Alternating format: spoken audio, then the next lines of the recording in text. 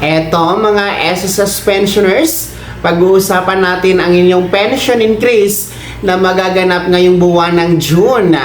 Meron kasing mga nagtatanong kung ito nga ba ay tuloy-tuloy bawat buwan simula June. Katulad ng tanong ni Sir Danilo Alas, sabi niya mga ilang buwan din naman yan tatagal. Sabi naman po ni Ma'am Pamela Tabernilla, sa July, August, may increase pa din ba? Or sa Setyembre, wala na. Kasi sabi mo, June lang meron. So, ilan po yan sa mga nagtatanong kung tuloy-tuloy nga ba bawat buwan, no? Simula June ang dagdag pension. Bago natin yan sasagutin, shoutout muna kay Ma'am Sally Juan. Sabi niya, thank you po sa update. Lagi po ako nanonood sa mga vlogs mo from Pampanga. Yan, shout out po sa iyo Ma'am Sally Juan, dyan sa may Pampanga. Well, balik tayo sa katanungan kung tuloy-tuloy nga ba every month ang pension increase, no? Simula June. Para po sa mga hindi pa nakakaalam, meron tayong pension increase na ipapatupad ni SSS ngayong June 2026.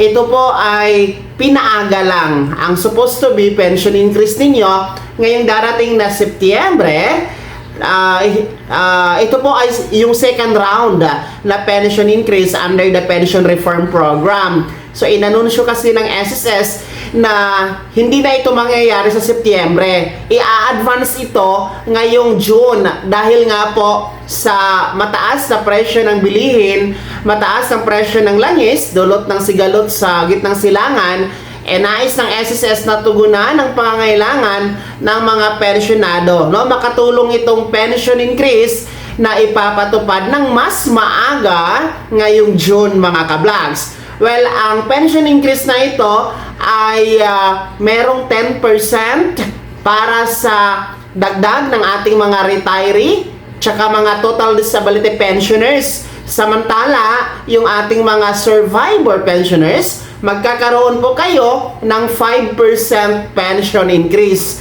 Well, itong pension increase na ito ay isasabay na nga po sa inyong pension crediting para sa buwan ng June, mga SSS pensioners. Well, dito tayo sa unang katanungan kung tuloy-tuloy nga ba daw itong pension increase simula June.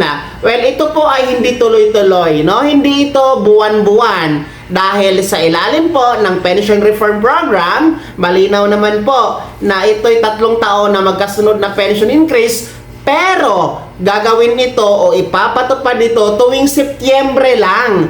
Dahil nga Setyembre ay anibersaryo ng SSS. At ang unang round nga pinatupad noong September 2025 at pangalawang round dapat sana ngayong Setyembre 2026 at ang pangatlo at panghuling round ay September 2027. So ganun po yun mga ka-vlogs. Pero nabago lang ngayong taon ang schedule dahil nga po sa nararanasan natin ngayon na pagsipa ng presyo ng langis. Kaya nga, malayo na kasi yung Setyembre, nais talaga ng SSS na makatulong at matugunan ang pangangailangan ng mga pensyonado. Kaya, mas pinaaga ang pension increase. Instead of September, gagawin na lang pong June 2026. So, hindi po ito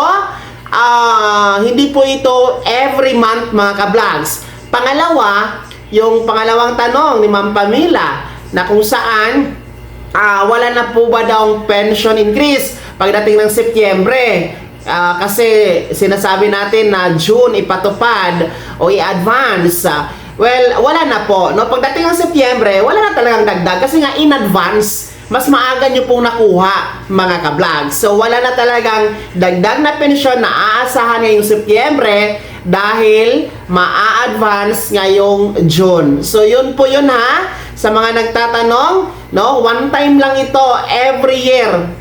Huwag kayong mag-alala, meron pa tayong 2027, Setyembre po yan mga ka-vlogs. So, sana malinaw po yan at sana po hindi malito ang inyong kaalaman na regarding this pension increase mga SSS pensioners. So isang buwan na lang po yan. Malapit na matitikman nyo na po ang inyong dagdag pensyon, mga SSS pensioners. Kaya naman mga SSS pensioners, ano po yung comment at reaction sa balitang ito? Ibahagi nyo po sa comment section na nasa baba, pakilakip ng buong pangalan at kung taga saan kayo. Kung bago ka pa lang sa akin channel o di kaya di ka pa nakasubscribe, i-click nyo muna ang subscribe button na nasa baba. Huwag kalimutan na pindutin ang notification bell, ilagay sa all para una ka sa mga balita na i-upload ko. Maraming salamat. God bless. Mag-ingat mga ka-vlogs.